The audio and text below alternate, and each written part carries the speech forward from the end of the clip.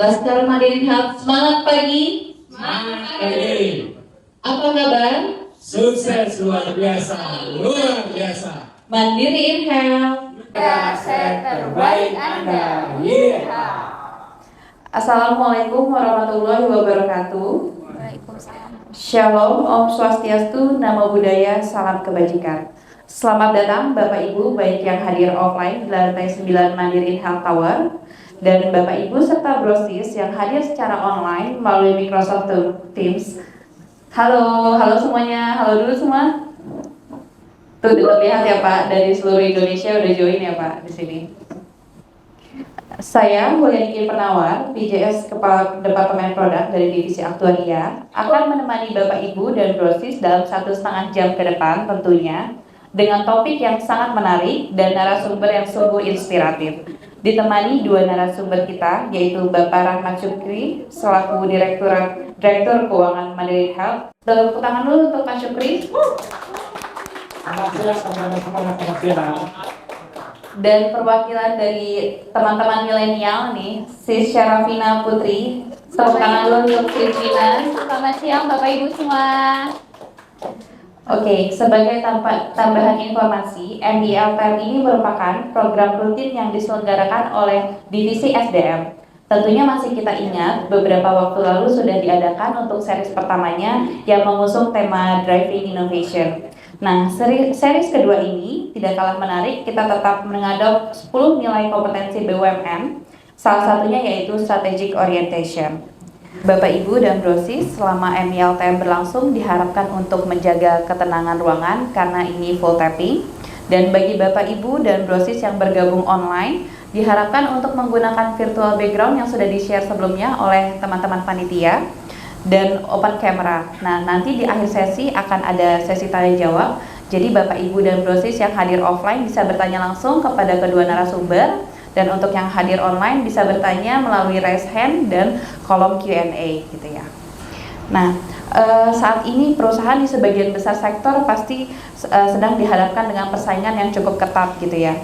Nah, untuk menghadapi hal tersebut agar dapat kinerja perusahaan lebih baik dan daripada pesaing-pesaing yang lain, perusahaan harus memiliki leaders yang memiliki keunggulan kompetitif yang kita tahu bersama.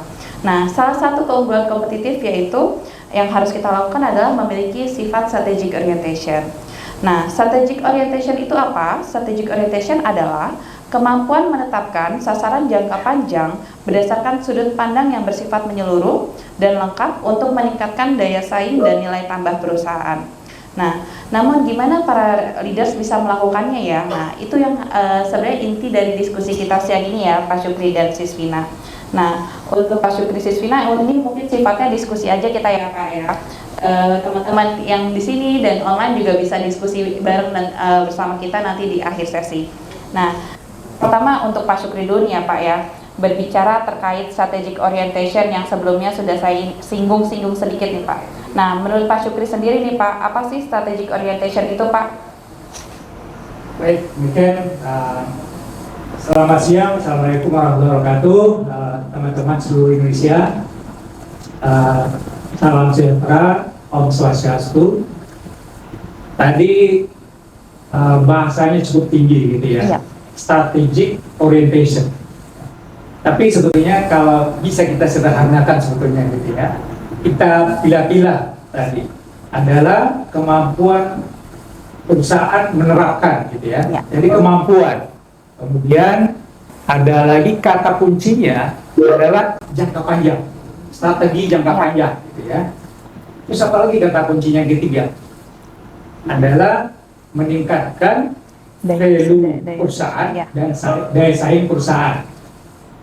Tiga itu intinya gitu ya. Jadi bagaimana kemampuan perusahaan untuk menerapkan strategi jangka panjang yang menyeluruh ya, dan lengkap untuk meningkatkan daya saing dan meningkatkan value perusahaan. Ya. Jadi kalau ini ada definisi gitu ya. Ini kalau definisi kan kita kayak sekolah gitu ya. Tapi saya mau mencontohkan dalam kehidupan sehari-hari aja supaya lebih simpel teman-teman semua gitu ya. Ini kan pernah SMA dulu? Pernah Pak. Teman-teman ada yang SMA dulu kan? Pasti. Kalau nggak sampai di Inhal ya. Tapi ada yang aku nggak SMA, apa SMK. Iya. Simpel gini, waktu SMA, teman-teman punya cita-cita nggak? Punya Pak. Punya, kan ya? Punya. Kita punya ya. Punya Pak. Jadi kalau saya menyimpulkan gitu aja gitu ya. Sebenarnya cita-cita. Cuma ini belum tentu benar dan belum tentu perfect. Tapi saya simpelkan gitu ya pengertiannya. Jadi waktu SMA, teman-teman semua pasti punya cita-cita. Saya mau kuliah di Universitas top. Kemudian fakultasnya fakultas top. Sudah pasti itu. Ya. Nah, cita-cita kan boleh, tetapi cita-cita itu harus diupayakan. Iya. Nah itu tadi tuh. Jadi strategi jangka panjang harus diupayakan. Kalau orang cita-citanya waktu SMA masuk perguruan tinggi, masuk UI misalnya, masuk FTB, tetapi dia malas pelasan sekolah, nggak tercapai kan? Nah, Iya. kalau sudah tercapai nih, masuk universitas itu, daya saingnya, kemudian value-nya jadi meningkat. Ya kan? Iya Pak. Value-nya jadi meningkat. Kalau teman-teman semua ya, ada di kampung saya, itu kalau sarjana, apalagi di universitas bagus, kemudian juga fakultasnya bagus, itu value-nya mahal. Nilai jemputan itu mahal gitu ya. Jadi kalau udah kuliah, udah kedokteran misalnya, wah itu bisa dijemput. Kalau sekarang udah pakai mobil bagus gitu ya. Itu contohnya, value ya. Jadi saya sempurnakan demikian.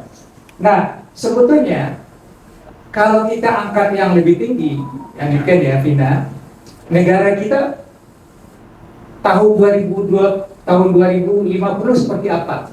Ya. Kalau sekarang di GDP per kapita kita itu sekitar 4.700 teman-teman semua. Teman-teman bisa bayangkan nggak? Kira-kira tahun 2045 GDP kita berapa? Kalau sekarang dengan GDP per kapita 4.800, kita itu menduduki ranking 16 dunia, 15 per 16 gitu ya. Makanya kita masuk G20. Nah, negara pun punya strategi jangka panjang. Iya. Kita kalau sekarang baru pendapatan menengah ke atas.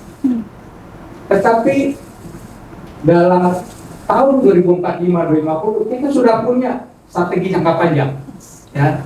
Sehingga itu meningkat 10 kali lipat. GDP kita yang sekarang baru 1,4 triliun itu diperkirakan menjadi 10 triliun US dollar. Dan pendapatan per kapita rakyat Indonesia itu sekitar 30.000 US dollar per kapita. Dan kita itu jadi ekonomi nomor 4 seluruh dunia. Setelah Cina, Amerika, India, kemudian Indonesia. Nah ini strategi jangka panjang. Tentunya banyak upaya yang dilakukan untuk itu. Nah, demikian juga kita di Mandiri nih, Mandiri InHealth. Kita secara grup company Indo kita punya strategi jangka panjang yang namanya Project, kalau Bu Ambar tahu tuh, Project Lunar. Ya, bagaimana Project Lunar sudah dipresentasikan, kita 10 tahun ke depan itu apa yang harus dicapai oleh Mandiri dan Mandiri Group. Ya, sister company kita kan banyak gitu ya. Nah kita di InHealth ini juga sudah mempresentasikan strategi jangka panjang kita bagaimana. Kita akan menjadi nomor 1 di asuransi kesehatan kumpulan, nomor 1 di individu, kesehatan individu, nomor 1 di syariah, nomor 1 di TPA, dan banyak lagi rencananya. Nah ini teman-teman strategi jangka panjang itu tujuannya semua sama dengan tadi itu. Iya.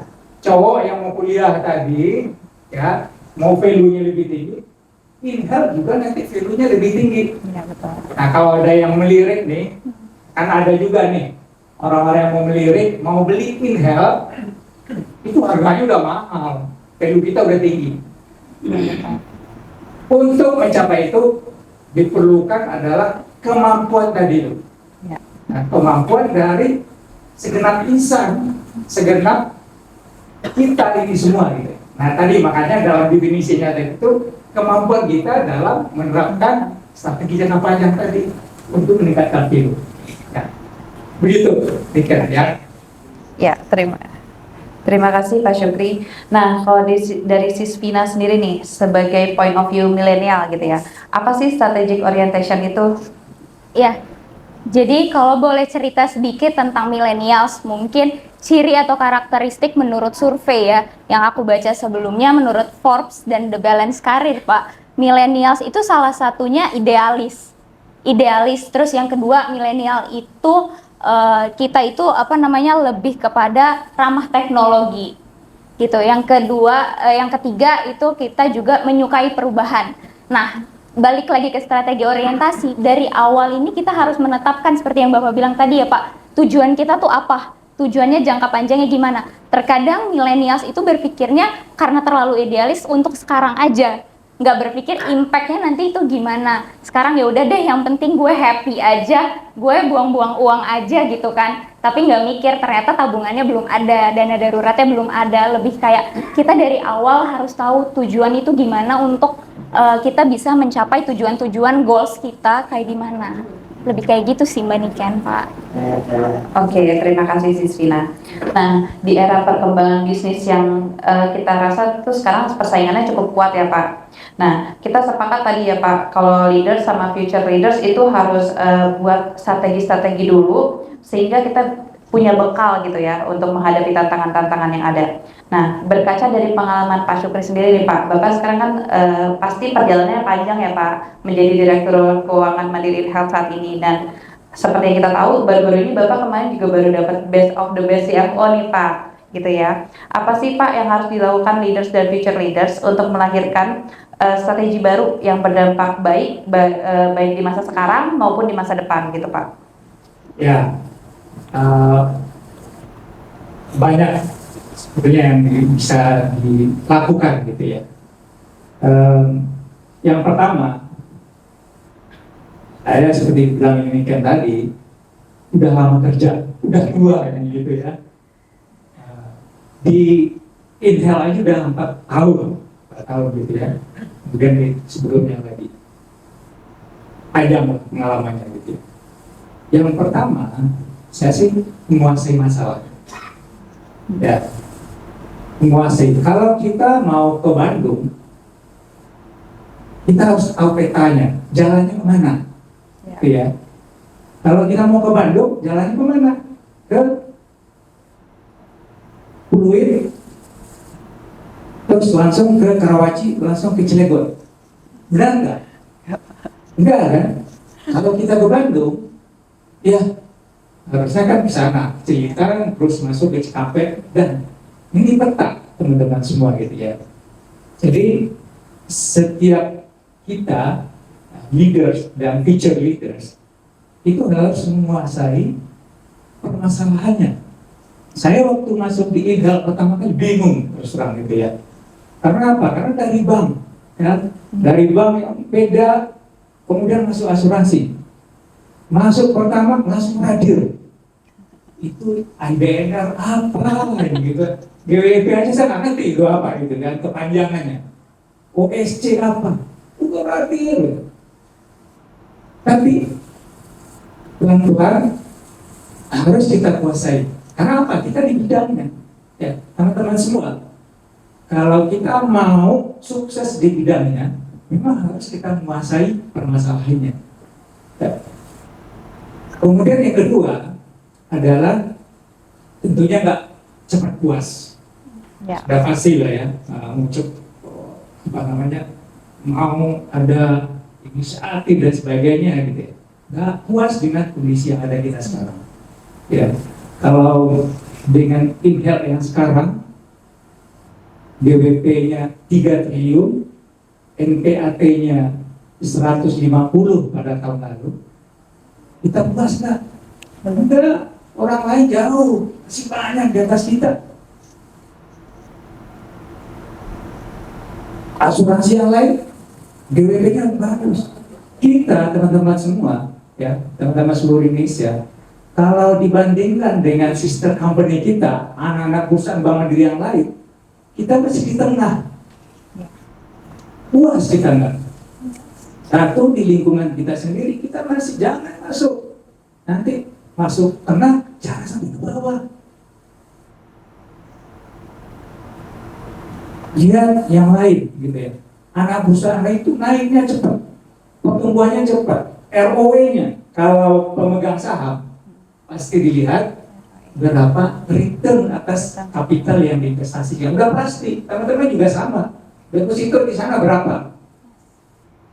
Mau taruh di surat berharga berapa?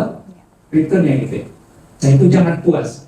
Nah, jangan puas ini tentunya kita harus belajar, ya, meningkatkan kompetensi dan lain-lainnya. Kemudian nggak puas ini juga harus update terus, ya, update terus. Kalau kita sekarang ada FDM, itu karena kita update terus. Ya, itu pun kita masih merasa wah kita masih jauh, pesaing kita masih jauh gitu ya. Tapi nggak apa-apa. Tapi kita terus update dengan perkembangan zaman karena kedepannya itu yang dibutuhkan. Nah, pengalaman saya teman-teman semua, alhamdulillah saya dulu ditempatkan ada di Bank Mandiri Singapura gitu ya, teman-teman semua. Kemudian setelah itu di BSM, sekarang BSI, kemudian di sini. Ya. Saya akan ceritakan kepada teman-teman yang lain di keuangan, nggak ceritain sebelumnya gitu. Saya paling stres bekerja itu dulu di Bank Mandiri Singapura dan di BSM waktu itu paling stres. Mungkin buat kalau di rekam bisa pecah kepala. Karena waktu saya ditugaskan di Bank Mandiri Singapura itu, saya 4 tahun di sana, itu muncul krisis global, subprime mortgage namanya, ya, tahun 2008. Krisis ini yang terjadi adalah mbahnya ekonomi dunia sendiri, Amerika. Saya itu tidak tahu, karena saya ditelusuri. Transaksi tersebut itu adalah trading surat berharga, trading forex, money market, macam-macam gitu ya. Jual beli gitu. Nah, saya pas masuk ke sana itu baru menjelang krisis. Beli surat berharga banyak, harganya udah pasti anjlok. Betapa tidak stres. Saya baru 3 bulan di Singapura. Waktu saya minta izin ke direktur yang pertama, waktu direktur izin berangkat ke Singapura, kamu kalau nggak perform saya tarik pulang ya. Kemudian sudah 3 bulan, istri saya yang kerja di sini di Citibank itu harus pindah ke sana juga, anak-anak juga harus pindah. Udah pindah semua, mau ditarik pulang, ini performa lagi jauh gitu ya. Tapi itu ya, kita harus punya visi, ya, harus menguasai masalah dan harus kuat menghadapi masalah. Ya. Selama di sana, walaupun situasi krisis, saya menemukan titik-titik tertentu untuk bisa mendapatkan pendapatan yang tinggi untuk perusahaan. Jadi pada saat itu ada perusahaan yang menaruh giro dalam jumlah jutaan US dollar, dan giro aja.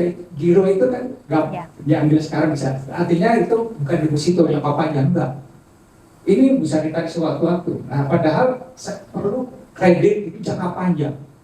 Kalau kredit jangka panjang harus fundingnya matching. Tapi saya enggak. Oh, ini ada giro tapi evergreen, terus ada gitu. Nah, saya pakai itu untuk investasi jangka panjang, sehingga spreadnya panjang gitu ya. Dan saya juga dalam 4 tahun itu punya target tertentu. Di BSI, di BSM juga sama. Waktu masuk saya dipanggil oleh direktur juga, Pak Sukri, selama di sini Bapak awas. Lagi mulai dari nol. Karena pada saat itu krisis. BSM lagi rugi. Jadi treasury yang tempat saya itu, treasury dan international banking itu tidak dianggap apa-apa. Dianggap back office, padahal namanya treasury di Bank Mandiri itu lapangannya gede, triliunan dan perannya besar sekali. Saya waktu masuk ke sana kaget, gitu ya. Kita hadapi masalah, ya. Masalahnya apa? Kemudian kita buat peta jalan. Saya selama 3 atau 4 tahun di sana buat roadmap-nya. Tahun pertama bisnisnya berkembang ini, tahun kedua bikin sistem ini, kemudian tahun ketiga menjadi raja Saudi Riyal waktu itu, tahun keempat menjadi regional champion. Regional champion itu ada Pak, bank syariah di Indonesia itu namanya syariah itu masih kecil teman-teman semua, ya bisnisnya kecil, padahal potensinya besar. Kita negara muslim nomor 1 paling besar dunia, gitu. Tapi kok kecil. Nah, regional champion kita harus menjadi juara. Kalau syariah banknya itu yang paling besar dari Malaysia, masa kita kalah sama Malaysia? Nah itu, jadi regional champion. Setelah 4 tahun di sana, bisnisnya diperbaiki, organisasi diperbaiki, orangnya saya rekrut. Saya tanya ke HC seperti itu, Pak, saya mau dealer 2 orang. Pak Supri, di Tersuri itu bisnisnya apa ya? Hanya dia gitu. Kalau ditanya orang-orang ini kaget ya bertanya gitu. Tapi faktanya demikian. Saya meminta apa bisa tuh? Oh, saya ya mau jelasin, saya paksa jelasin gitu ya. Nah, itu terus berkembang, visi tadi terus dipupuk terus, dan dari pertama saya masuk itu Tersuri Internasional itu yang tidak dianggap apa-apa, waktu pulang itu menjadi nomor 1 best division seluruh BSM waktu itu. Jadi inisiatif visi dan regional champion itu tercapai waktu saya setelah di Inhal. Kita dapat award dari Asia Money. Awardnya adalah sebagai corporate bank dengan transaksi bisnis forex se-ASEAN. Nah, itu setelah saya di sini gitu ya. Jadi apa yang saya bikin roadmap-nya waktu di sana itu jadi semua. Nah itu visi tadi gitu ya. Nah di Inhal pun teman-teman juga sama. Nah, jadi nasib saya sebetulnya masuk waktu saya 2019 itu juga problem gitu ya. Problem nasib memang memperbaiki masalah-masalah gitu ya. Nah, sama teman-teman semua. Waktu saya awal ke sini, loss ratio menggunung, piutang menggunung, benar nggak nih? Itu pengalaman itu sebenarnya saya mau menyampaikan poinnya adalah visi. Ya, kita harus punya visi dan kita harus memupuk terus dan menjaga visi kita itu bisa tercapai. Ya, terima kasih Pak Syukri. Nah, kalau dari sisi binaan nih ya, berbicara strategic orientation itu kan juga melekat ya dari sisi milenial, karena milenial ini dikenal dengan penuh dengan terobosan yang out of the box gitu Pak. Nah, kalau dari sisi Vina sendiri, gimana sih pendapat sisi Vina tentang apa yang harus dilakukan leaders dan future leaders untuk melahirkan terobosan-terobosan yang baru, yang pastinya yang lebih milenial gitu? Oke, jadi kalau buat aku versi gimana sih leaders untuk bisa jadi seperti apa, future leaders juga harus seperti apa. Kalau dari versi saya Pak, mungkin kita bisa kenal dengan 3 ya Pak, Nata, Nuntun, dan Nagih Pak. Dari itu sih yang saya harapkan. Pertama, kalau dari versi Pak Syukri bilang kita harus tahu visinya. Dari awal juga saya bilang strategi orientasi itu harus tahu tujuan jelasnya apa. Tujuan jangka panjangnya kemana Pak, kita harus kenal masalah. Dari masalah-masalah itu kita bisa nata Pak, bagaimana leaders bisa mendelegasikan tugasnya dengan baik Pak. Bagaimana kita memberitahu, kita tahu masalahnya dari mana. Lalu kita yang kedua masuk ke nuntun. Nuntun itu dari menurut surveinya PwC Pak, millennials itu berharap atau mempunyai ekspektasi bahwa mereka tuh pengen punya atasan yang ramah. Atasan yang ramah tuh saat mereka butuh, saat mereka harus mencari, mereka bingung kemana, atasan itu bisa menjadi fondasi mereka Pak. Mereka tahu arahnya kemana. Nah, kalau selanjutnya itu nagih Pak, balik lagi ke visi. udah sampai mana millennials itu bisa mengeksekusi, udah sampai mana millennials itu bisa bekerja, atau cuma rencana-rencana doang nih, out of the box doang, cuma ide-ide doang, tapi kita nggak bisa nge-eksekusi. Lebih kayak gitu sih Mbak Niken. Nathan, Nuntun, dan Agih kalau harapan aku untuk leaders dan future leaders. Jadi kalau dari Pak Syukri visi, kalau dari Sispina Nata, Nuntun, dan Agih gitu ya. Nah, kalau ini berhubungan dengan jawaban Pak Syukri tadi nih Pak, visi ya. Kan seorang leader katanya harus mampu menciptakan strategi yang pastinya harus selaras ya Pak dengan visi misi perusahaan. Gimana nih tanggapan Pak Syukri terkait ini Pak?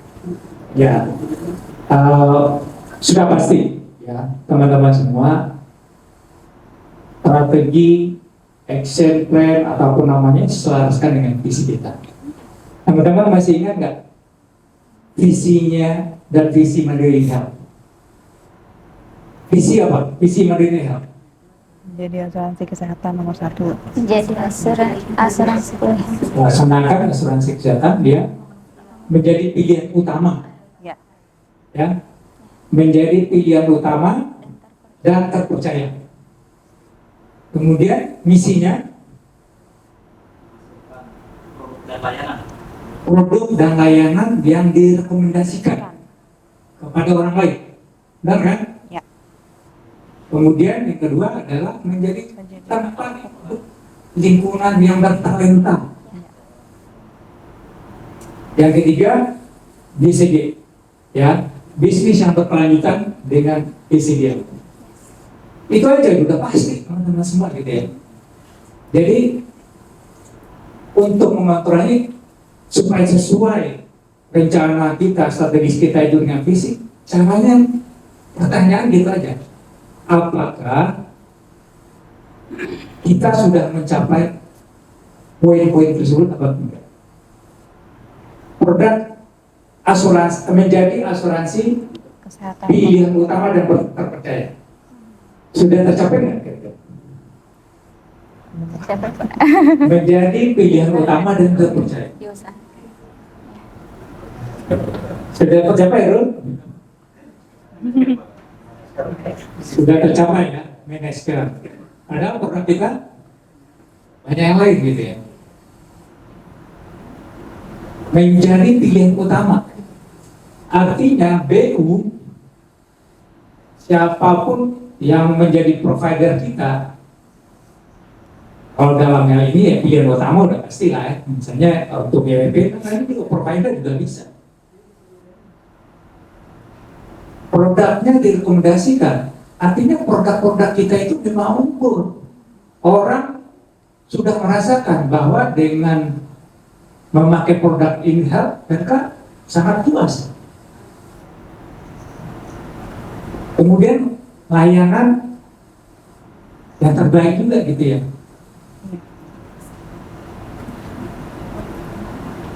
Caranya demikian kan gitu ya. Ya, Pak. Jadi harus disinkronkan. Kemudian yang kedua tadi masalah tempat orang yang bertalenta. Apakah sudah tercapai belum? Kan? Sudah. Sudah tercapai belum kira-kira gitu ya? Apakah perusahaan, apakah InHealth itu orang-orang yang mau masuk kerja, fresh graduate yang mau masuk kerja, saya pilihan utama, saya InHealth, yang lain nomor 2, nomor 3, atau Kita nomor 3. saya pilihan nomor 1, 2, 3, 3 ini nomor 17 InHealth. Sudah tercapai belum? Belum sepenuhnya. Lingkungan yang bertalenta. Kalau lingkungan begini enak, nyaman gitu ya. Lingkungan kerjanya benar gitu kan. Ini sudah bagian. Apa? Karena ini apa? Orang betah kan tergantung lingkungan juga. Ya lingkungan, kemudian termasuk fasilitas, termasuk kenyamanan di kantor dan sebagainya. Kebanggaan juga. Ini bagian sebetulnya teman-teman semua gitu ya. Tapi orang yang bertalenta sudah tercapai belum? Belum sepenuhnya, Pak. Saya punya cerita, ya. Yang membangun awal Bank Mandiri itu namanya Pak Robi Johan. Ya. Jadi waktu itu zamannya Habibie belum lahir, kenal ya? belum lahir, nanti belum lahir gitu. Ya. Itu waktu Presiden Habibie yang ditunjuk adalah Robi Johan sebagai CEO-nya, ya, direktur utamanya Bank Mandiri di awal. Pak Robi Johan ini harinya sebelumnya adalah di Citibank. Pada tahun 80-an, 90-an, namanya bankers dari bank-bank itu adalah dari Citibank. Pasti itu. Jadi direktur-direktur pimpinan-pimpinan bank lain itu sumbernya di Citibank. Karena dari sana berkualitas gitu. Pak Robi Johan ini dari sana awalnya. Waktu dia masuk ke Bank Mandiri, visinya tadi, ya, visinya tadi, saya mau menjadikan bankersnya Bank Mandiri menjadi bankers dari bank-bank lain. Kalau di bank udah nggak ada sekarang. Kejadian nggak visinya dia? Terrealisasi nggak visinya dia? Jadi alumni Bank Mandiri itu bukan hanya sebagai bankers dari bank-bank dari Indonesia. Semua bank BUMN sekarang itu birunya dari Bank Mandiri. Kemudian dari BUMN, BPD yang lain dari Bank Mandiri. Iya. Itu visi teman-teman semua gitu ya. Jadi waktu awal yang learning centernya Bank Mandiri itu udah kayak bank-bank kuliah dulu gitu, lipat gitu kan, bank kuliah zaman dulu gitu kan. Aduh ini bank gitu ya, gitu. Dibikin ke hotel sama dia gitu ya. Kemudian didatangkan pengajarnya, modul trainingnya itu dari Citibank. Semua. Itu visi. Bankers semua, malahan bukan hanya bankers, kalau sekarang gitu ya. Jadi suatu saat kita pun harusnya punya mimpi demikian juga. Paling tidak untuk karyawan ataupun aset-aset ataupun talenta-talenta yang di industri kesehatan, asuransi kesehatan. Kemana-mana sih kita menjadi leader di tempat lain, gitu ya, di asuransi yang lain, gitu. Itu. Kemudian yang ketiga, bisnis yang berkelanjutan dari misinya, visinya kan, misi dan ini visinya. Bisnis yang berkelanjutan. Kemudian berasal dari GCG-nya. GCG ini teman-teman semua ini kualitas dari orang-orangnya. Punya apa namanya itu loyalitas, ya, punya tidak macam-macam, pasti tidak macam-macam, fraud macam-macam, itu namanya integritas. Integriti itu harga mati teman-teman semua gitu ya. Jangan sampai nih teman-teman seluruh Indonesia gitu. Integriti nomor 1. Warren Buffett dalam mencari karyawan 3 hal yang diambil cari sama dia. 1, smartnya, pintarnya udah pasti. Yang kedua, apinya. Pintar, tapi nggak ada apinya. Duduk-duduk aja di sana gitu, nggak ada inisiatif. Suruh itu, nggak ada apinya, nggak ada semangatnya. Jangan orang ini hal yang demikian. 2, yang ketiga apa? Integriti. Kalau integritinya nggak ada, yang nomor 1 dan nomor 2 tidak ada nilainya, jadi 0. Ya, 1, 2 pintar, kemudian apinya semangatnya tinggi, tapi dia tidak jujur, tapi dia culas, tapi dia fraud, 0. Dunia akhirat. Betul, Pak. Enggak. Ya, terima kasih Pak Syukri. Tadi juga Bapak sempat singgung ya Pak, kalau misalnya cara yang berstrategi orientation itu harus memahami permasalahannya dulu gitu ya Pak. Tapi kan kalau satu permasalahan ini kita biasanya melihatnya dari helikopter view ya Pak, dari berbagai sudut pandang. Nah, menurut Pak Syukri sendiri nih Pak, apa sih yang harus dilakukan leaders ketika dihadapkan dengan berbagai sudut pandang gitu Pak? Dan gimana caranya untuk memutuskan apa nih yang harus dilakukan gitu Pak? Ya, perbedaan 1, 2, 3 itu biasa. Di radio kan biasa teman-teman semuanya. Alternatif 1, alternatif 2, alternatif 3 itu kan tadi perbedaan gitu. Iya, Pak. Ya. Yang pertama, kita harus tahu permasalahannya. Isunya apa? Itu dulu dalam memutus gitu ya. Dalam memutus beda-beda pandangan. Isunya apa? Jadi kalau dalam kita kuliah dulu, teman-teman dalam bikin presentasi kan ada latar belakang, permasalahan, Yes. pembahasan, kajian, ya kan? Penutup usulan atau apa gitu ininya kan? Dia hadir ataupun di presentasi itu udah biasa. Isunya apa? Ya, isunya apa? Oh, permasalahan ini. Terus yang kedua, sebelum memutus, kajiannya bagaimana? Iya, betul. Udah pasti. Kita harus lengkap informasinya. Kadang-kadang teman-teman ya, pengalaman juga. Ya, kalau di radio, masuk di radio cuma 2 lembar, 3 lembar presentasi. Padahal dia memutus. Minta direksi memutus. Dari beberapa opsi. Tidak bisa. Salah yang dikebutan. Karena dangkal. Dasarnya dangkal. Ya.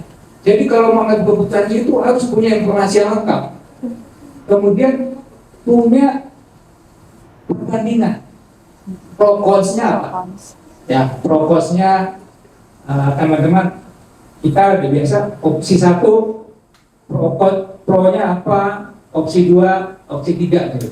Pro-nya apa, cons-nya apa. Kita kan dengan tahu pro-cons itu kan tahu nih. Kan kalau dalam memutus kita dalam sehari-hari kan juga itu banyak mudaratnya atau manfaatnya. Bahasa simpelnya itu aja sebetulnya gitu.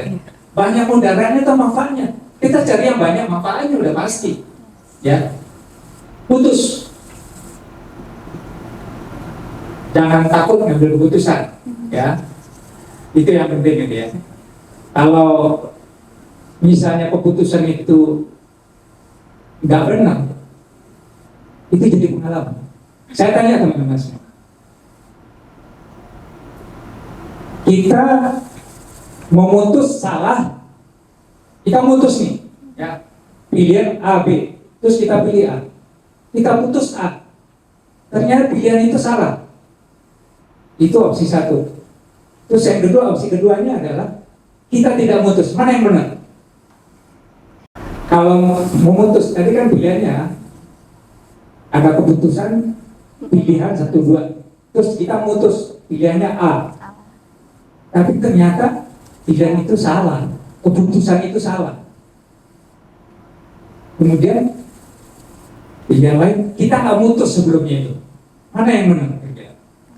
Tadi ini berbagai sudut pandang gitu ya, udah putus. Nanti dalam persalahannya kan bisa dievaluasi. Ya. Bisa dievaluasi apakah keputusan itu dalam persalahannya ternyata salah, kan bisa dievaluasi. Itu jadi pengalaman, ya, jadi pengalaman. Kemudian dievaluasi tadi jadi pengalaman. Jangan takut ya salah, gitu ya. Itu karena jadi beberapa opsi-opsi supaya kita dalam memutus itu tidak ragu. Nah, jadi itu yang diperlukan. Terima kasih Kak Syukri. Dari Sisvina sendiri gimana nih Sisvina? Kalau misalnya ada perbedaan sudut pandang yang misalnya kanan kiri ngomongnya A, B, nah itu gimana caranya untuk memutuskan apa ya yang dilakuin A apa B gitu dari sisi milenial? Iya, jadi kalau balik lagi versi millennials Pak, bisa jadi antara takut salah atau takut disalahin Pak. Lebih kepada kita kalau ngelakuin suatu hal itu karena kita belum mau mencoba atau saat kita mencoba nanti kita disalahin Pak. Jadi kita harus, kalau dari versi Bapak sepakat saya Pak, gimana caranya kita harus memutuskan untuk tahu salah tapi benar ya Pak. Saat kita ngelakuin salah tapi benar, kalau dari versi millennials berarti kita juga harus untuk mau mencoba Pak, mau mengeksplor lagi dari mana kita tahu kalau kita salah gitu Pak. Jadi jangan takut disalahin sih Pak, sama jangan takut juga untuk salah, untuk mencoba sih Mbak Niken, lebih kayak gitu. Ya. Itu Niken ya, Iya, apa ya? Ini yang disampaikan oleh Bina tadi, takut salah karena atasannya adalah bos. Kalau atasannya leader, dia nggak tahu salah. Beda bos sama leader. Iya, betul. Ya. Betul Pak. Kalau bos menyalahkan, Yes. kalau leader dia menuntun. Nanti, Ya. oh kenapa? Dia ayo dari sini gitu ya. Nonton lagi Pak. Jangan jadi bos ya. Siap Jadi Pak. leadernya Pak gitu Mbak Niken. Oke, nah ini masih bersinggungan nih Pak sama apa yang kita omongin sebelumnya gitu ya. Nah, pastinya kan dalam mengambil keputusan yang tadi Bapak bilang gitu ya Pak, kita kan nggak memikirkan kepentingan sebagian orang juga nih Pak. Kita memikirkan kepentingan seluruh pihak gitu ya Pak. Gimana visi Pak kita nyari cara mengambil keputusan agar keputusan itu benar-benar win-win solutions nih kita anggapnya gitu Pak. Ya, win-win. Ya, win-win. Apa itu win-win? Itu dulu gitu ya. Menang-menang. Ya kan? Sama-sama menang kan gitu ya. Jadi keputusan yang win-win itu adalah keputusan yang bisa mengakomodir kedua pihak dan fair. Ya, intinya itu. Kita win-win itu dengan siapa? Ya. Rekanan kita siapa? Kalau in-hand siapa? Rekanan kita. BU. Ya, provider. Kemudian ada juga kalau kita tuh bank, sekuritas, manajer investasi, vendor, VAS, benar. Itu. Ya. Itu tekanan kita. Kita perlu nggak mereka? Itu gunanya win-win. Dalam visi kita ini disebutkan kan gitu. Iya. Pilihan utama dan terpercaya. Kalau ini di sisi siapa sebetulnya? Dari segi customer kan? Iya, betul. Menjadi pilihan utama dan terpercaya. Itu kan mendahulukan customer. Ya. Nah, itu yang win-win gitu ya. Kenapa harus win-win? Karena kita sama-sama perlu. Sama-sama perlu, sama-sama membutuhkan dalam bisnis. Hanya harus win-win gitu ya. Jadi supaya win-win itu apa? Trik-triknya, kiat-kiatnya gitu ya. Yang pertama memang dalam berbisnis gitu. Sudah pasti kita di in-house mengutamakan kita sendiri. Sudah pasti ya. Yang menguntungkan kita udah pasti. Tapi kan kita juga nggak mau kita saja yang untung. Tetapi pihak lain juga untung. Kenapa kan itu? Menjadi pihak utama dan kita percaya. Gitu. Sama-sama untung, win-win. Cari jalan tengahnya gimana? Hitung cost benefitnya. Teman-teman di lapangan udah hafal lah gitu ya. Yang sering berhubungan sama provider, sama BU, sama REA, sama semua, gimana win-winnya itu? Sudah hafal ini. Hitung aja untung ruginya kita gitu ya. Kalau terlalu besar, yang lain pihak ruginya juga nggak bagus. Kemudian trik selanjutnya itu adalah kita melihat si BU ataupun provider itu levelnya bagaimana. Itu juga win-win. Kalau misalnya kalau BU-nya BU icon, BU besar, BU apa semuanya, itu win-winnya tipis beda. Bicara Indonesia. Kemudian ada cara lain itu bundling. Ya, kalau bundling, misalnya dia asuransi kesehatan kumpulan, kita sedikit tipis untungnya dengan satu BU. Ayo, saya tawarkan produk yang lain, ya, misalnya PA, tapi kita dapat untungnya. Ya. Itu bundling. Ya, bundling. Nah, itu bicara. Tapi saya mau menggarisbawahi teman-teman semua, dalam berbisnis itu ada negosiasi. Ini penting teman-teman semua gitu ya. Jadi kita ini semua pasti bernegosiasi sama siapapun sering. Kita secara pribadi, secara company, kita harus punya jiwa nego itu. Jiwa bargaining. Coba kalau di in-house, ya. Kalau misalnya GWP itu bisa dinegokan 1% saja, profit marginnya bisa kita upayakan lebih untuk in-house. Kalau GWP 1 triliun, udah tambah berapa? Kalau kita upayakan, dokter Gusti, teman-teman semua di lapangan, ya, PLO, kemudian KL, kemudian KOPS, APM semua, ini yang KOPS dan jajarannya bernegosiasi sama provider untuk tarif obat, negosiasi yang sekian aja gitu ya, dari yang biasa kita dapat. Dampaknya terhadap perusahaan bagaimana? Negosiasi itu. Jadi kita harus punya senjata dalam negosiasi itu. Saya juga pernah ngasih ceramah mengenai negosiasi lah gitu ya.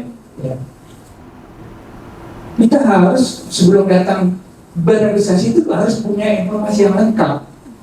Kalau teman-teman bernegosiasi sama provider, informasi tarifnya, banyak tarifnya gitu ya. Kemudian rumah sakit lain tarifnya seperti apa, kalau tindakan begini tarifnya tempat lain itu bagaimana. Kemudian informasi itu harus ada semua, lengkap, harus. Kenapa? Karena kalau kita bernegosiasi itu ibarat pergi perang, ya. Kalau kita perang, kalau cuma pakai senjata badik, kalah. Senjata harus, kalau orang pakai M16, kita pakai bazooka harusnya dipakai itu. Walaupun pakai negosiasi itu, saya mengumpamakan adalah bahwa itu adalah kita perlu senjata. Jangan tangan kosong dalam negosiasi. Ini teman-teman semua ya, seluruh Indonesia. Jangan tangan kosong kalau bernegosiasi. Harus punya data yang lengkap, kita punya kuat. Ya, sehingga kita tahu nih posisi kita, tahu nih posisi provider. Kalau bisa tahu nih sebelum kita negosiasi, posisinya dia udah tahu. Kalau negosiasi sama BU misalnya, kalau dia aktualnya naik 10% misalnya, kalau bisa kita informasi tahu nih, CFO-nya BU ini sebetulnya 10% dia udah mau. Kalau bisa kita tahu. Jadi kalau udah tahu di kantongnya dia naik 10%, kita nawarkan naik 20%, 5%. Tapi kalau temu 10% itu yang win-win. Tapi namanya dalam bernegosiasi, tekan menekan. Pasti itu, ya, pasti ada pressure. Si CFO BO tadi itu, namanya dia mau menambahkan kepentingan perusahaannya. Dia tahu nggak usah naik. Nggak usah naik, Pak Andi nggak usah naik, gitu. Itu negosiasinya dia. Nah, itu kita mulainya aja sudah. Oh, kalau dia udah minta jangan naik, budgetnya nggak ada, semacam gitu ya. Tapi itu bagian dari negosiasi. Informasi itu bagian dari negosiasi. Tiba-tiba deal, oke. Naik 10 aja deh, naik 5 Pak. Bukan, naik 10. Enggak, akhir tahun naik 5. Sebetulnya level win-win itu dari 10. Cuman karena kita nggak punya senjata, nggak punya informasi sebelumnya, ya udah puas banget dengan layanan kita. Iya. 5% mau ya. Nah, informasi itu teman-teman semua gitu ya. Itu yang win-win ya. Jadi negosiasi, ilmu negosiasi itu perlu teman-teman semua ya, dimanapun secara pribadi, secara company gitu, nah dampaknya besar. Apalagi sekarang nih, saya mau ada proyek apa? Tuh, Rinjani. nama ruang rapat proyek Rinjani. Ya, teman-teman seluruh Indonesia itu sukses kan nih proyek Rinjani, nego yang lebih bagus kepada BU, kepada provider. Kuat nego kita, kemudian lengkap data, senjata lengkap. Pasti bisa. Terima kasih Pak Syukri. Nah, kalau dari Sis Vina nih Sis, kalau misalnya apa sih, gimana caranya kita ngambil keputusan yang win-win solutions gitu dari sisi milenial?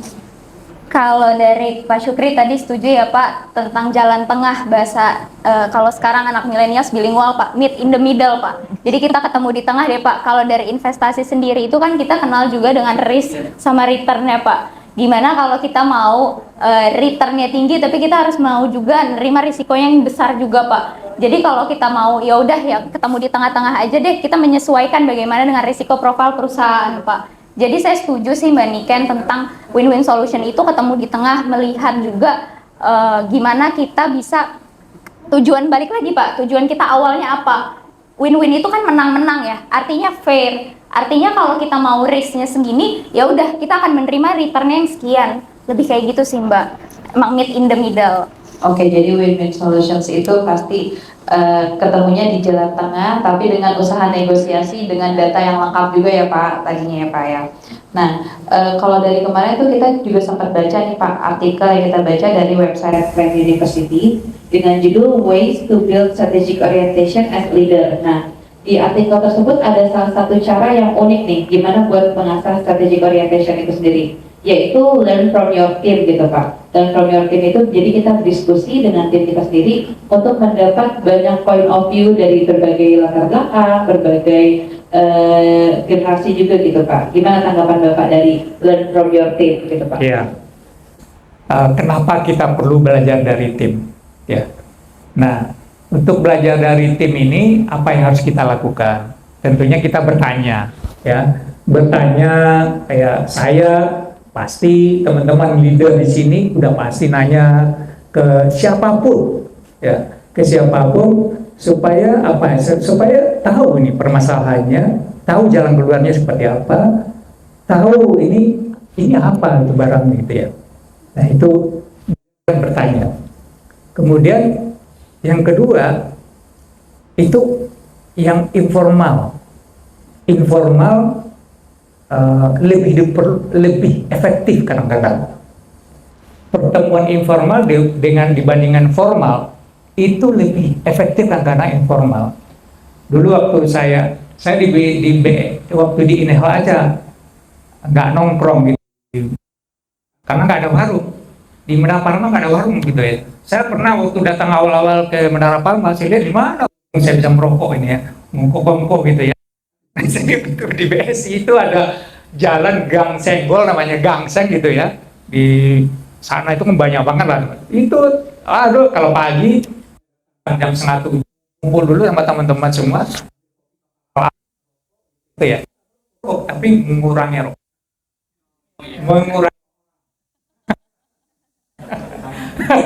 Mengurangi rokok orang gitu ya. Itu sambil merokok pagi-pagi, kumpul sama teman-teman dari berbagai divisi, dari bagian dana lah, bagian kredit lah, ekspor impor, IT. Saya di permasalahan IT dulu itu ada apa, rusak saluran linknya apa semuanya gitu ya. Karena teman nongkrong udah ngomongin sana, ngomongin aja di situ sambil merokok gitu. Ya udah, nanti setelah selesai rokok jam 8 naik ke atas, udah nanti datang dia perbagi beres, informal. Itu lebih efektif, ya. Kemudian jangan takut dikritik, ya. Jangan takut dikritik, karena kalau orang mengkritik kita itu berarti ada sesuatu yang salah kita kan, ada sesuatu yang perlu disempurnakan sama kita. Orang itu kan nggak selalu benar semua. Kadang-kadang kita itu ya teman-teman semua, kadang-kadang kita karena udah biasa terus kita menganggap diri kita itu benar aja. Padahal kalau orang lihat ini salah. Ya. Coba kalau teman-teman meriksa nota, meriksa materi presentasi, udah 2 kali 3 kali diperiksa, kok benar gitu. Tapi suruh orang lain periksa, nemu dia. Karena apa? Udah mindset gitu ya. Udah kita itu benar. Jangan takut dikritik. Ya. Jadi itu, Niken. Jadi learn from your team-nya nggak secara formal ya Pak, bisa dengan cara mingle, bisa cara dengan diskusi-diskusi kecil gitu ya Pak. Nah, kalau dari Sisvina nih, Sisvina kan kalau milenial itu sering banget melakukan yang namanya brainstorming biasanya Pak. Kayak learn from your team itu sama aja kayak brainstorming. Nah, menurut Sisvina gimana nih pentingnya learn from your team? Iya, kalau buat brainstorming itu sebenarnya kita kan banyak banget ya pemikiran-pemikiran yang bisa kita dapetin dari teman-teman yang beda-beda generasi juga, nggak tentunya nggak millennials doang, yang baby boomers juga yang sebelumnya kayak kalau millennials sekarang itu lebih sering dikenal work life balance Pak, mereka tuh pengennya kerjanya sesuai jamnya aja, setelah jam kerja mereka punya kehidupan lain, mereka jalanin hobinya, punya keluarga gitu Pak. Mungkin kalau baby boomers yang saya baca itu, baby boomers mau Pak untuk menyesuaikan kerjanya atau dibayar lebih gitu Pak. Tapi kalau millennials tuh sekarang sulit Pak, lebih banyak mereka tuh maunya ya udah work life balance, yang penting pekerjaannya udah selesai. Mereka tidak mau dinilai berdasarkan jam kerjanya, tapi hasilnya bagaimana. Nah, dari hasil yang kita harapkan itu kita perlu brainstorming dari teman-teman untuk strategi orientasi. Tujuan kita balik lagi apa? Setuju juga Pak dengan informal, bisa juga kita lakuin dengan makan siang bareng, bikin acara bareng, jalan-jalan. Kita tahu kenal sama tim. Dari kita kenal sama tim, kita bisa tahu karakter masing-masing. Gimana cara kerja, pola kerjanya, kecepatan waktu bekerjanya. Lebih kayak gitu sih Mbak, brainstormingnya mungkin setuju dengan informal, bisa dengan mingle, makan bareng, kita bikin acara bareng kayak gini. Itu juga brainstorming ya Pak, saya juga bisa dapat masukan banyak dari Pak Syukri, dari Mbak Niken juga, kayak gitu. Oke, untuk selanjutnya mungkin pertanyaannya lebih fokus ke milenial nih Pak. Pak Syukri bisa beristirahat sebentar. Nah, Sispina kan kita udah tahu sendiri ya perkembangan saat ini itu yang dikenal era digital, itu beberapa jenis pekerjaan tuh udah digantikan oleh sistem, mesin, dan sebenarnya sistem dan mesin itu adalah salah satu strategi juga ya Pak sebenarnya gitu. Nah, menurut Sispina ini dari sisi mengenal milenial menanggapinya seperti apa? Apakah merasa takut atau merasa terbantu atau merasa terancam gitu? Sebagai generasi yang tumbuhnya itu bersama teknologi Pak, jadi dari kita lahir juga sekarang udah dikenalin sama teknologi gitu ya. Anak zaman sekarang, millennials pun dikit-dikit pegang HP mulu. Saya kalau di kamar ditanyain sama bapak saya, main HP terus, kayak orang tuanya nggak diajak ngobrol gitu. Padahal sebenarnya saya nggak cuma main HP gitu Pak, dari HP semua saya udah bisa baca apa aja gitu. Padahal kelihatannya TikTokan, tapi sekarang TikTok tuh informatif banget ya, banyak banget yang saya bisa dapetin dari media sosial. Mungkin kalau sekarang kelihatannya TikTokan ngabisin waktu, tapi sebenarnya TikTokan juga bisa branding lah ya gitu kan. Terus bisa juga ngelihat mempermudah kita juga mengakses dan mendapatkan sesuatu gitu. Kalau untuk dari ancaman sendiri, menurut saya human touch tuh nggak tergantikan Pak. Edit value itu sangat banyak. Skill set kita, knowledge kita tentang menggunakan teknologi itu nggak akan tergantikan. Secanggih apapunnya teknologi, Excel pun canggih, bisa bikin rumus if yang banyak, tapi tetap kita juga Pak, tetap kita juga yang eksekusi. Jadi menurut aku nggak merasa terancam dan takut sih tentang teknologi, justru kita bisa berdampingan dan human touch tuh sangat mahal sih, added value-nya tinggi banget. Oke, dengan era yang berkembang seperti itu ya yang dibilang tadi dari TikTok, bahkan kita dapat informasi yang banyak. Sebenarnya sekarang tuh di TikTok banyak Pak kayak informasi gimana sih caranya misalnya perform di perusahaan, Iya, terus bikin CV, apply gitu. perusahaan, bikin CV kayak gitu, itu banyak banget informasi di TikTok kayak gitu ya. Nah, sekarang dari strategi orientasi sendiri apa sih yang perlu disiapkan dari seorang milenial untuk pengembangan diri? Kalau untuk balik lagi ke millennials pengembangan diri ya Pak, dari yang awal kita sampaikan adalah kita tahu tujuan kita, alasan kuat kita untuk apa, tujuan perusahaannya apa, visi misinya gimana, cara kita mengeksekusi tentunya dari brainstorming yang tadi kita udah jelasin ya Pak. Kita tahu juga kalau dari harapan millennials yang menurut saya itu tadi Nathan, Nuntun, dan Nagih, itu bagaimana kita juga harus mempersiapkan millennials dengan skill set yang kompeten, riset, gak cepet puas Pak, mau belajar terus, lebih kayak gitu sih Mbak. Jangan sampai millennials tuh out of the box aja pemikirannya, tapi cuma mikir, tapi kita nggak ada eksekusinya Mbak Niken Pak. Jadi kita harus juga mengimbangi gimana sih kita caranya untuk oke, kita punya mau tujuannya apa, visi misi perusahaannya gimana, tapi kita ngejalaninnya tuh monoton pakai cara lama, padahal cara baru banyak lagi yang lebih bisa jadi lebih cepat, bisa jadi lebih efisien gitu sih, dengan adanya juga teknologi tentunya. Oke, tadi udah disinggung sedikit mengenai eksekusi ya Mbak. eksekusi. Nah, kalau strategi orientasi kan istilahnya itu cita-cita ya Pak. Nah, gimana nih terkait eksekusinya? Nah, menurut Sisvina sendiri nih, saat ini tuh untuk milenial itu seberapa gigih sih dalam melakukan eksekusi? Apakah memang yaudah cara pertama gagal, udah deh berhenti di sini gitu. Seberapa gigih dari kaum milenial untuk melakukan eksekusi? Seberapa gigih, jadi the lack of execution tuh benar-benar penghambat kita ya untuk kita bisa mencapai mengerjakan strategi kita untuk tujuan kita gimana. Kadang millennials itu terlalu berpikir terlalu cepat juga Pak, tapi terlalu cepat ada baiknya, ada tidaknya juga, pros kontranya juga ada. Tapi kita nggak boleh kehilangan timing juga Pak. Kalau dari investasi penting banget kehilangan timing ya Pak. Bapak tahu juga kalau kita kehilangan timing sedikit aja mungkin kita bakal kehilangan momentum gitu. Jadi dari millennials menurut aku kita perlu juga tahu call to action. Call to actionnya gimana cara kita udah harus mulai punya kontribusi apa, punya peran apa. Jadi kita harus peka dan mau terus belajar. Oke, ini udah cukup banyak ya Pak. Kelihatan ya Pak dari para millennials kayaknya bahasanya benar-benar Inggris banget ya Pak ya. Call to action, lack of execution gitu. Nah, mungkin ini pertanyaan terakhir nih Pak. Tadi kan kita udah ngomongin strategic orientation seperti apa. Nah, kita mau ngomong praktiknya nih Pak. Gimana menurut Bapak, para leaders dan future leaders agar tetap fokus pada perencanaan dan implementasi strategic orientation-nya nih Pak? Ya. Bagaimana tetap fokus gitu ya. Jawabannya harus fokus. Keluarkan semangat. Tetap harus gitu ya, jangan kendor. Gas terus, jangan kasih kendor. Itu benar itu gitu ya. Karena apa? Karena ini kan strategi jangka panjang kita terapkan itu harus dilaksanakan. Namun ada beberapa hal yang menjadi perhatian. Yang pertama adalah harus dimonitor terus. Ya, kadang-kadang kita dalam bekerja ini sudah tenggelam dengan pekerjaan sehari-hari gitu ya. Kami sendiri juga gitu ya. Kalau kita punya rencana jangka panjang itu, kadang-kadang kita terlupakan. Karena apa? Sudah tersibukkan dengan pekerjaan yang sehari-hari whirlwind gitu ya. Padahal ada rencana jangka panjang. Nah, jadi kita memang harus tetap fokus, kita hidupkan terus. Dan diadakan harusnya ada meeting rutinan terus gitu ya. Terus yang kedua, jangan jump. Ya. Harus ada staging.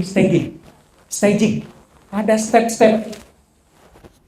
Step 1 tahun ini kita mau ngapain? Ya. 2 tahun ke depan kita harus apa yang harus dicapai, action plan-nya apa saja. Sampai nanti misalnya rencananya 10 tahun apa saja. Gitu ya. Ya kayak sekarang Pak Jokowi misalnya gitu ya. Untuk menjadi kita negara maju tahun 2045 yang sudah kita cadangkan, kita menjadi nomor 4 ekonomi dunia itu. Harus ini gitu. Salah satu hilirisasi dari hasil tambang. Kemudian kemarin saya dengar juga di YouTube juga. Jadi saya kalau di milenial sekarang kan jarang melihat TV, YouTube, TikTok apa semua gitu. Saya lihat YouTube juga. Jadi sekarang pemerintah itu membangun penyulingan minyak gitu ya. Di beberapa tempat gitu ya. Sekarang kita punya satu di Balongan misalnya gitu ya. Karena bangun di Balikpapan sebagainya. Itu dampaknya besar terhadap devisa negara gitu ya. Step by step gitu ya. Kalau mau jadi negara maju tahun 2045, ini harus lakukan hilirisasi. Sekian ratus triliun dampaknya dan pertumbuhan ekonomi akan naik. Kalau pertumbuhan ekonomi kita naik cuma 5%, 5,5%, mungkin tidak tercapai kita menjadi negara maju tahun 2045 tadi. GDP kita yang targetnya adalah 10 triliun US dollar, ya 30.000 per kapita, itu tidak tercapai kalau kita nggak melakukan ini. Harus dikawal terus gitu ya. Nah itu, jadi terus keluarkan semangat, step by step. Kemudian evaluasi terus menerus gitu ya. evaluasi terus perkembangan sampai di mana. Kalau tidak terlaksana, yang salah cara kerjanya atau plannya? Plannya benar, karena tercapai plannya dirubah, targetnya diturunin. Tapi sebetulnya mungkin cara kerja kita yang harus diperbaiki, bukan plan yang dirubah, gitu ya. Nah itu, ya, jadi harus selalu dihidupkan, kobarkan terus semangat. Kemudian yang penting adalah eksekusi. Ya, kalau Pak Zulkifli Zaini itu di Runnya Bank Mandiri dulu eksekusi. Rencana tidak berarti apa-apa tanpa eksekusi. Harus eksekusi. Ya, jadi step by step eksekusi. Saya mau menyampaikan juga kepada teman-teman semua gitu ya, bahwa setiap kita ini kan punya peran di perusahaan ini. Ayo kita tinggalkan legacy, warisan yang terbaik untuk perusahaan ini. Ya, kita ini punya di bidangnya masing-masing. Legacy apa yang kita bisa tinggalkan yang terbaik untuk perusahaan?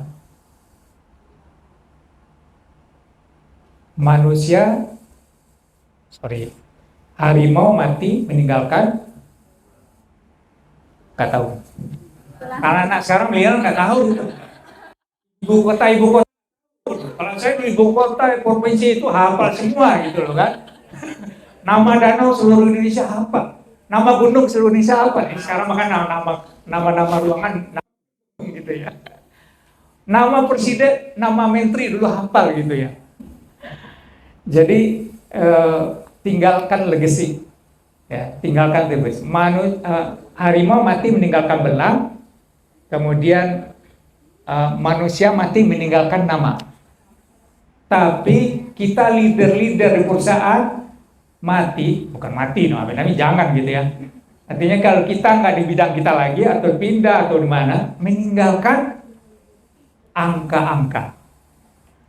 angka-angkanya.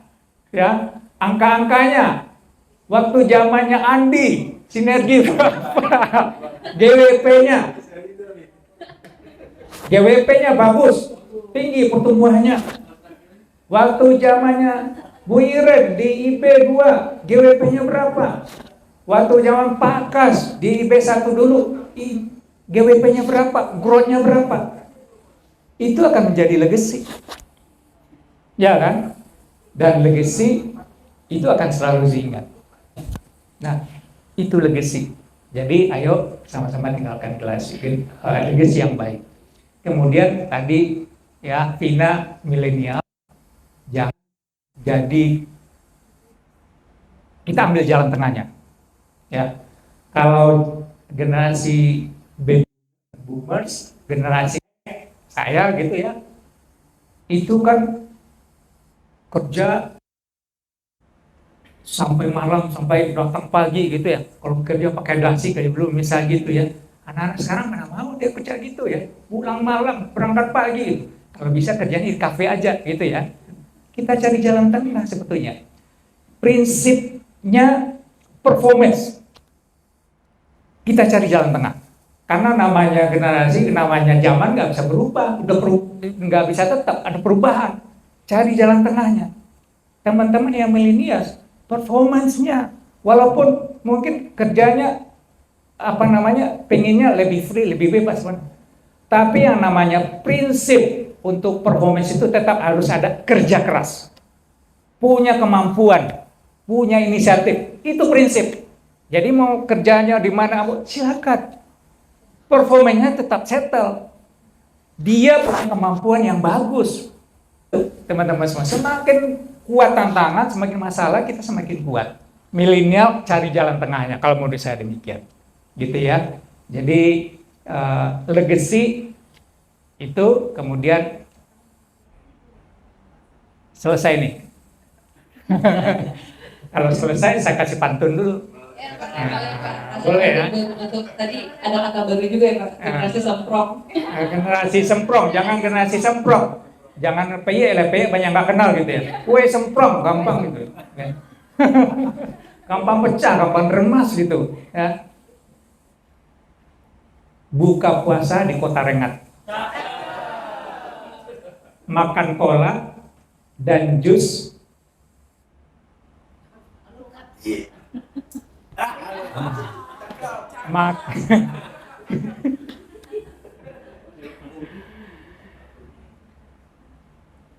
Saya kok jadi lupa.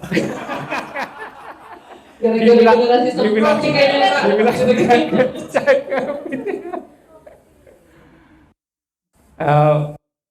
Burung yang itu apa namanya, yang di jus itu, burung yang mahal itu, sarang burung apa? Nah, hubungannya ke sana. Ya, buka puasa di Kota Rengat. Ya. Makan cola dan jus sarang burung walet. Ayo kita terus semangat untuk majukan Mandiri in Health. Ya, terima kasih Pak Syukri dan Mbak Vina. Jadi bisa kita simpulkan ya, strategi orientasi itu adalah bisa dikatakan cita-cita ya Pak. Cita-cita yang memang harus diselaraskan dengan visi misi perusahaan dan dilakukan step by step melalui staging, dan pastinya eksekusinya harus tepat ya Pak. Tadi eksekusi harus tepat. Nah, Bapak Ibu dan Brosis, kita sudah sampai di penghujung acara. Kami mengucapkan terima kasih atas partisipasi Bapak Ibu dan Brosis. Semoga perbincangan hari ini dapat memberikan inspirasi bagi Anda dalam membangun super team untuk kemajuan Mandiri Health. Terima kasih Pak Syukri, terima kasih Sifina, terima kasih Bapak Ibu, terima kasih teman-teman. Terima kasih.